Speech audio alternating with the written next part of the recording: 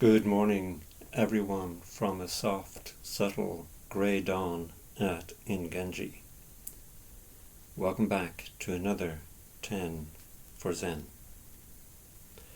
I don't know if you, like me, have been following the story of George Santos on YouTube. I find it fascinating. George recently got elected to the US Congress, and he got elected on a web of lies. And as those lies have come to light, there has been a fallout. So, to me, the situation is fascinating, interesting on a number of levels. First thing is, I get the impression that George is suffering deeply. He's suffering, first of all, from the need to connect with people by telling these lies. So these lies, which actually act as a way of connecting with people, and they are stories that get their sympathy and thus establish a sense of connection, but that connection is ultimately false because it's based on a false story, on a fabrication. But it highlights the lack of connection if you have to go to this extent to get the connection. And then there is the suffering of being hounded by the press as these lies about his family history, lies about his employment, lies about the ways in which he or his family have suffered in order to connect with people. As these lies come to light, he's being hounded by the press to account for them, questions about them and so forth. He's not being allowed to live a peaceful life, and he's brought that upon himself. So there is a suffering in that, having to endure, and the effort and energy required to go through your life and face this kind of barrage of questioning every day. And it occurred to me that you seldom see such a clear example of a meme that we have, or a phrase that comes from the Bible, where Jesus says, "The truth shall set you free." And it's almost refreshing. Well, it is refreshing. Yes, the truth will set you free. And this is applicable to us, not just to George. Buddhism doesn't actually say the truth will set you free, but it acts in such a way as to give life to that phrase.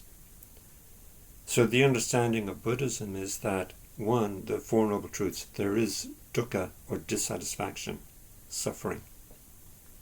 That's the first Noble Truth. And the second one is that this suffering has a cause, and the cause is clinging to a separate self. The third Noble Truth is that this suffering has a cessation, and then the fourth one is there is a path that leads to the cessation.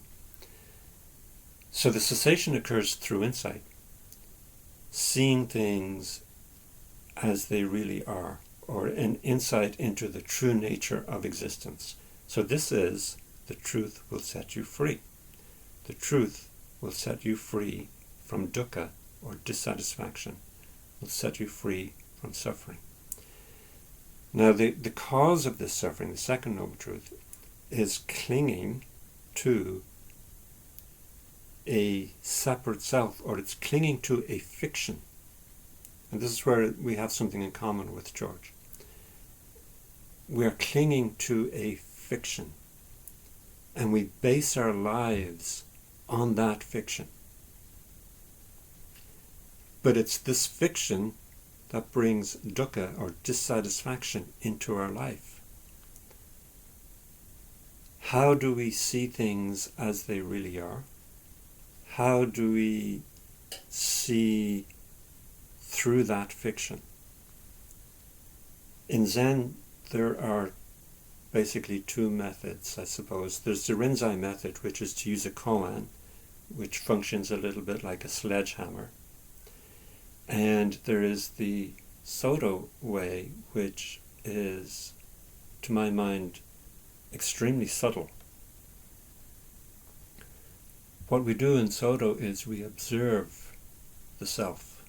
We remember the self. And as we make an effort to remember the self or to observe the self, in the beginning it would be intermittent. We remember to do it, then we forget to do it. We remember to do it, we forget to do it. And gradually, we do it all the time. And as various writers, Dogen says, if you can achieve continuity, this is called the host within the host. So if we can achieve continuity, we are continuously remembering and continuously observing the self, this sense of separation, this sense of individuality. This is called the host within the host, because once we achieve continuity, it is only a matter of time before the day comes when we forget the self. And this is how we become free from self, is to forget the self. And how do we forget something? We can't think of something that we want to forget, because in thinking of something that we want to forget, we remember it.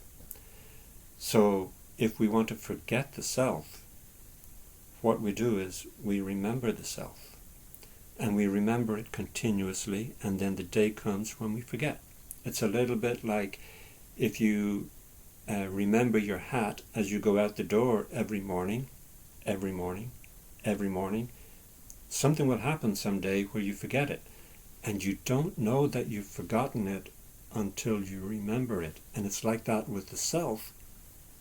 The day will come when you've forgotten the self, but you don't know that you've forgotten it until you remember it.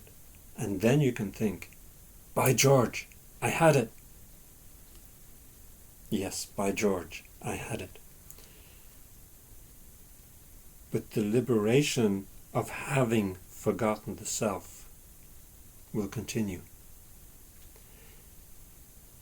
I'm not sure if it's possible to live our life in this state of self-forgetfulness. It seems as though our life is set up so that we can't.